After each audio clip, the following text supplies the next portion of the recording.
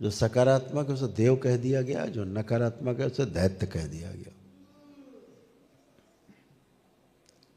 समझने के लिए है।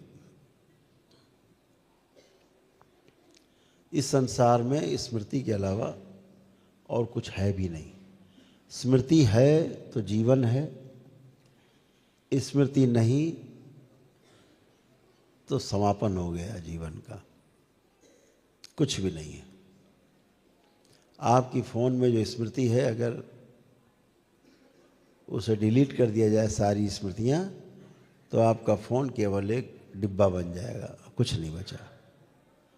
यही स्थूल जगत में भी है, सूक्ष्म में भी है, स्थूल में भी है। जैसे फ़ोन है, फ़ोन में बहुत सारी स्मृतियाँ फ़ोन में नहीं होती। आप जो ऐप डाउनलोड करते हो ना, उसमें होती, क्लाउड में होती है। जब उसे आप ऑन करते हो तो जुड़ जाते हो आप ऊपर। अगर उस ऐप को डिलीट कर दिया जाए तो फिर आप कुछ नहीं देख सकते उसके द्वारा। ऐसे ही मानो जीवन में भी स्मृतियाँ होती हैं, उन्हें डिलीट करने के बाद कुछ भी याद नहीं रहता। और जो चीज़ याद नहीं है, स्मरण में आपके नहीं है,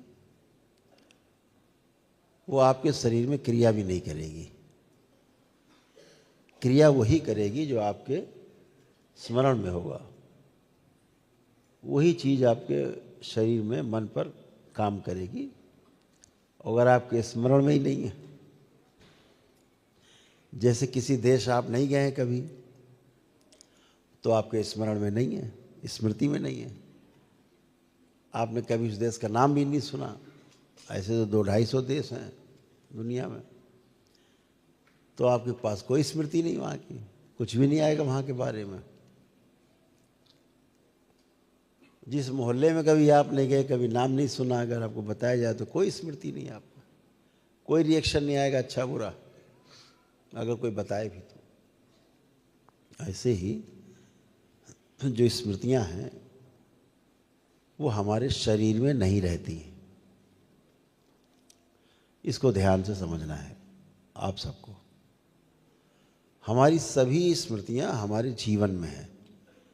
वह जीवन जो हमारे अंदर से बैठकर बोल रहा है और आपके अंदर से बैठ के सुन रहा है। उस जीवन में भी पार्ट है, 5 पार्ट हैं उस जीवन के: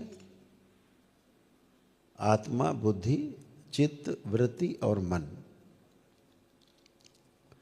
ये जो स्मृति हैं ये चित्त वाले भाग में रहती हैं।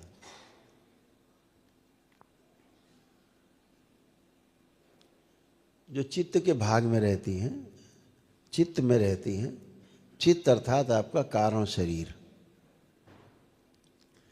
बीज के रूप में रहती है।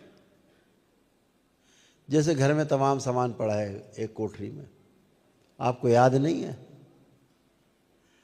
और अचानक से किसी ने कोई वस्तु का नाम लिया, वो आपके कोठरी में है, आपके तुरंत दिमाग में आएगा ओ हाँ है। तो ऐसे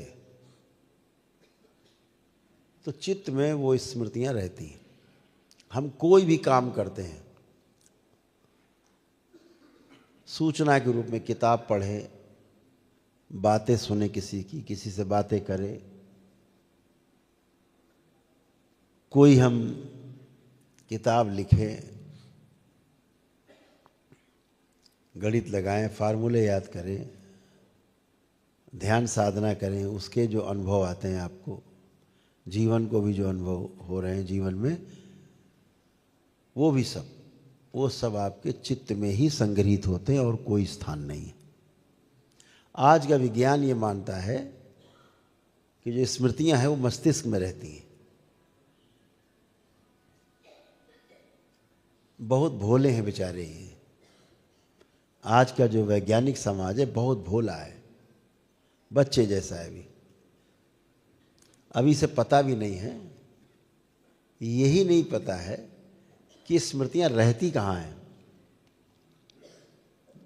फिर भी स्मृतियों को हटाने का, नष्ट करने का, कम करने का, ज़्यादा करने का, भुलाने का दावा करता रहता है।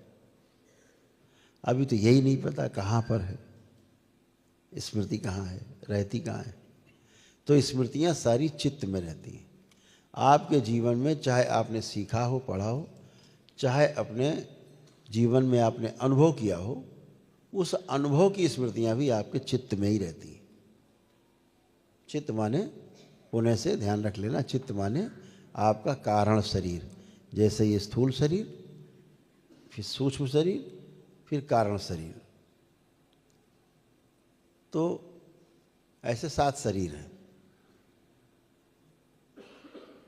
कारण शरीर के बाद तुरीय शरीर,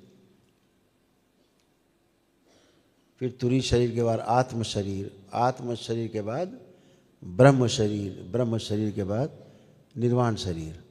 ऐसे 7 शरीर हैं, सभी में रहते हैं।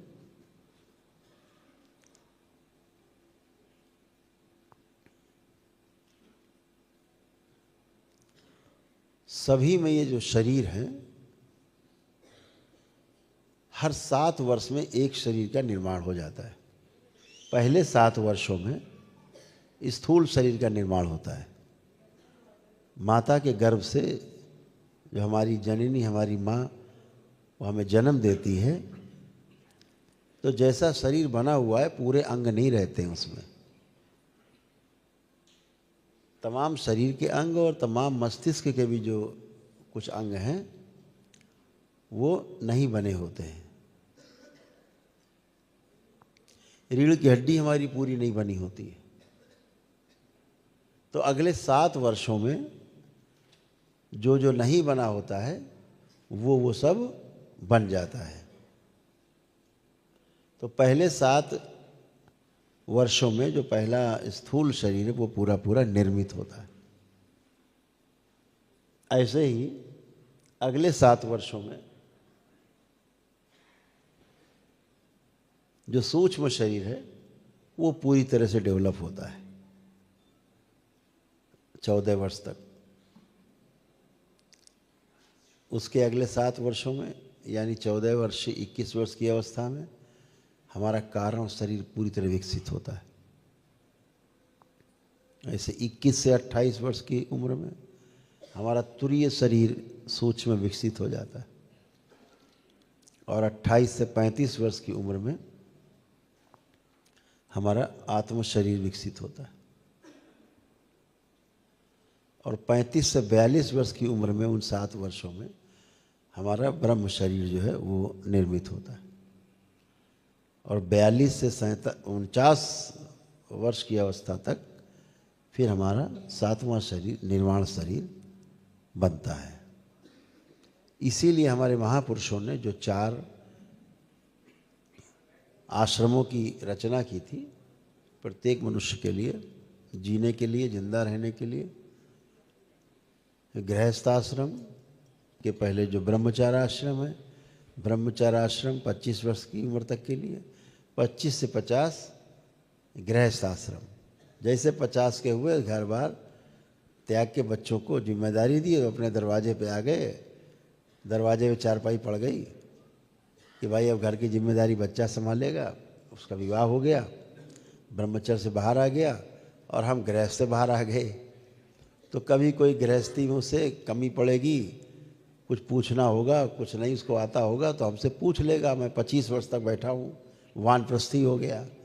वानप्रस्थी का मतलब हुआ अभी वन में गए नहीं हैं, जाने के लिए तैयार हैं, जाने के लिए तैयारी कर रहे हैं।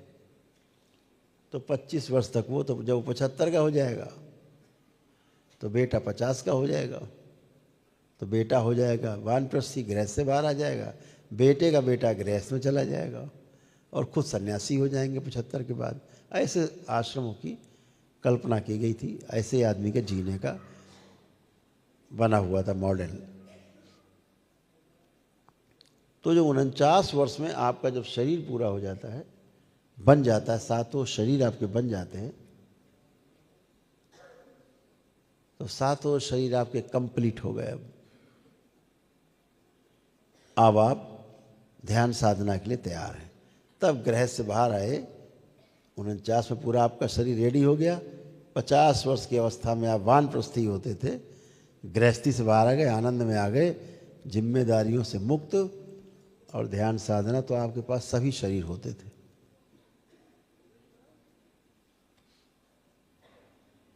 व्यवस्था थी, बहुत कुछ देख के हमारे महापुरुषों ने किया।